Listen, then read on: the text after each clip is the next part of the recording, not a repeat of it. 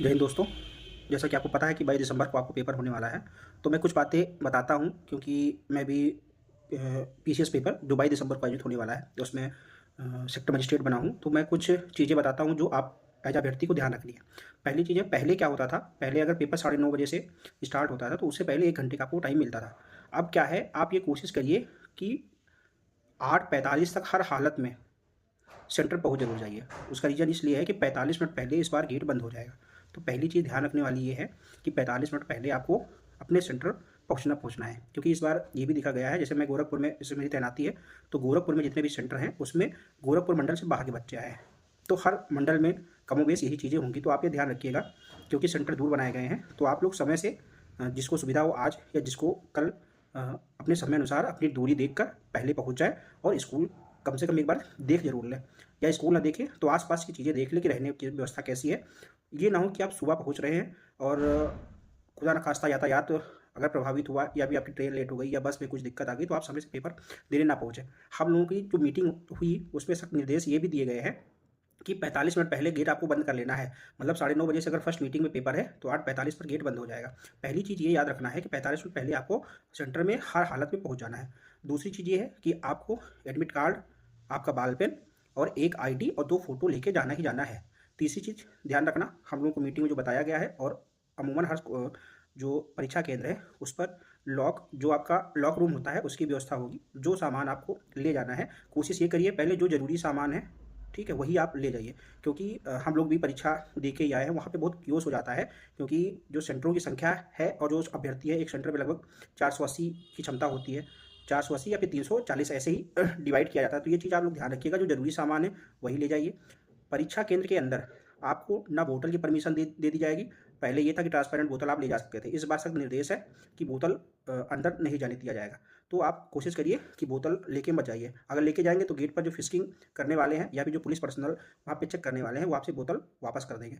कोशिश ये करिएगा, कोई कोशिश क्या, बिल्कुल भी कोई, बिल्कुल आप इंश्योर हो जाइए परीक्षा हॉल में गेट प्रवेश से पहले कि आपके पास कोई इलेक्ट्रॉनिक गैजेट ना हो। इलेक्ट्रॉनिक गैजेट की एक पूरी लिस्ट है जिसमें मैं मोटा मोटा बता दे रहा हूँ। आपके पास कोई ब्लूटूथ डिवाइस ना हो, आपके पास कोई डिजिटल वॉच ना हो, आप अगर कोई लॉकेट या वो पहने हैं तो कोशिश करिए वो भी निकाल दीजिए। वैसे लॉकेट के लिए कोई प्रावधान नहीं दिया गया है, लेकिन मैं आपको एक वो कर रहा हूँ कि निकाल दीजिए, उससे कोई इशू नहीं है कि बाद में कोई इशू बने। लेकिन डिजिटल सामान, डिजिटल मोबाइल हो, डिजिटल वॉच हो, या फिर अन्य ऐसे कोई उपकरण जैसे ब्लूटूथ हो, कोशिश करिए कि गलती से भी आपके पास ना चला जाए, ठीक है। क्योंकि ठंडी का महीना है और हम लोगों की मीटिंग में एक सख्त निर्देश दिया गया है कि कोशिश ये करिए कि ठंडी के महीनों में, क्योंकि बच्चे ज़्यादा कपड़े पहन के आते हैं, तो उनकी फिस्टिंग सही से करिए, क्योंकि एक लूप होल छूट जाता है कि बहुत से बच्चे जो परीक्षा की शुचिता को भंग करना चाहते हैं, या बहुत से ऐसे सॉल्वर अगर कोई होता है, तो कहीं ना कहीं वो किसी पर्त में कोई ऐसी चीज़ें ना ले आए जो परीक्षा की शुचिता को प्रभावित करे और पेपर में कोई व्यवधान हो।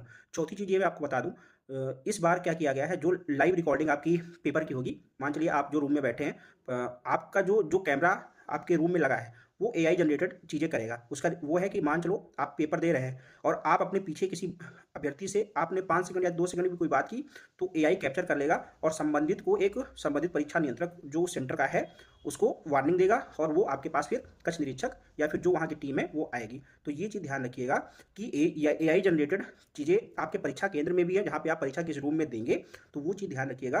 कोई भी ऐसी चीज़ मत करिए जिससे आपको परीक्षा से वंचित कर दिया जाए।